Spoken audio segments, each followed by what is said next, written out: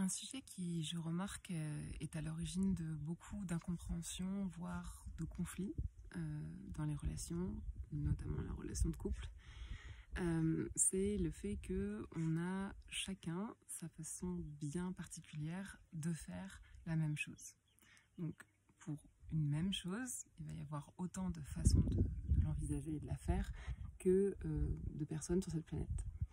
Et donc, quand je suis persuadée que ma façon de faire est la meilleure, puisqu'effectivement l'expérience me prouve que pour moi c'est la meilleure, je vais avoir beaucoup de mal à comprendre pourquoi l'autre agit d'une façon qui va me perturber, qui moi me perturbe, qui me challenge, que je ne comprends pas. Et donc souvent ce genre de discussion dérive sur le sujet de qui a raison, qui a tort. Et donc moi ça m'arrive souvent dans mon couple et je discutais hier avec mon partenaire et on prenait l'exemple de la façon dont on organise chacun nos déplacements clients.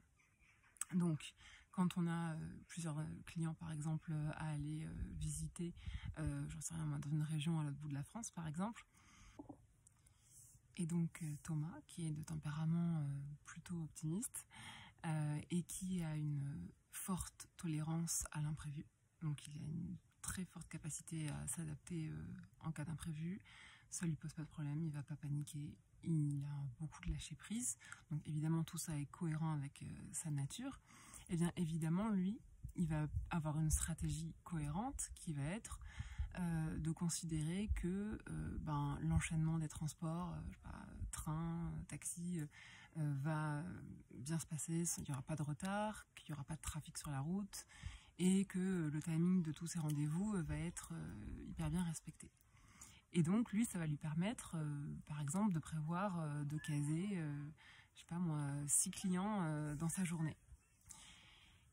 Et moi, qui ai besoin d'anticiper les choses, qui ait une plus faible tolérance à l'imprévu, qui aime prendre le temps avec mes clients, prendre le temps entre deux transports, ne pas courir partout, eh bien je vais avoir tendance à prendre une marge de manœuvre à chaque fois, donc sur les transports, sur le trafic, sur le timing des rendez-vous clients.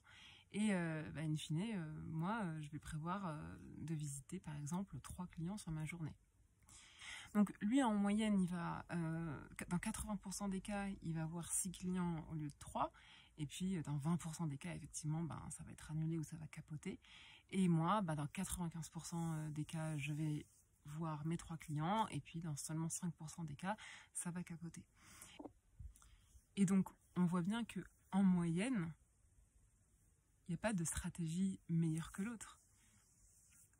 Statistiquement, on se retrouve avec à peu près les mêmes ratios de résultats. On se rend compte finalement que chacun opte toujours pour la stratégie la plus optimale par rapport à qui il est.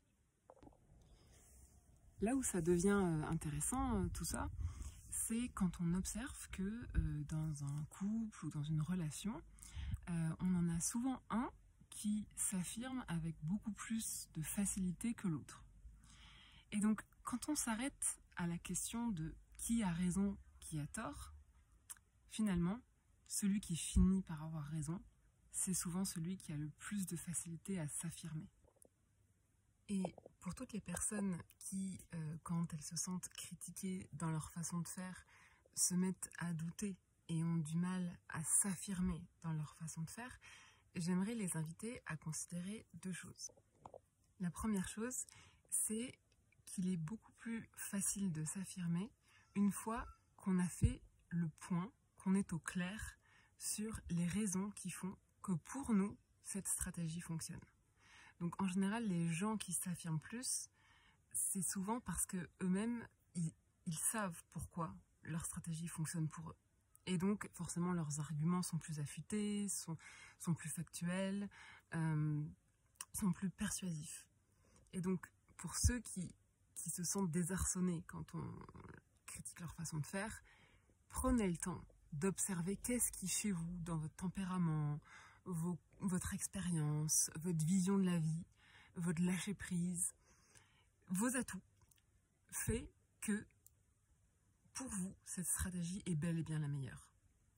Et la deuxième chose, c'est que lorsque vous ne prenez pas la peine finalement de vous affirmer dans votre stratégie, vous privez l'autre d'une opportunité de s'inspirer de ce petit quelque chose chez vous qui fait que pour vous ça marche.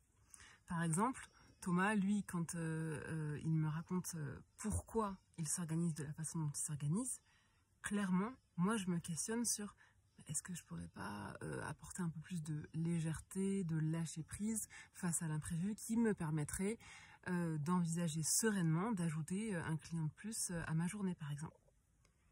Finalement, le monde est plutôt bien fait puisque s'il y a autant de façons différentes de faire une même chose, c'est qu'il y a autant de façons d'être cohérent avec soi-même et autant d'opportunités pour les autres d'être inspirés et d'apprendre.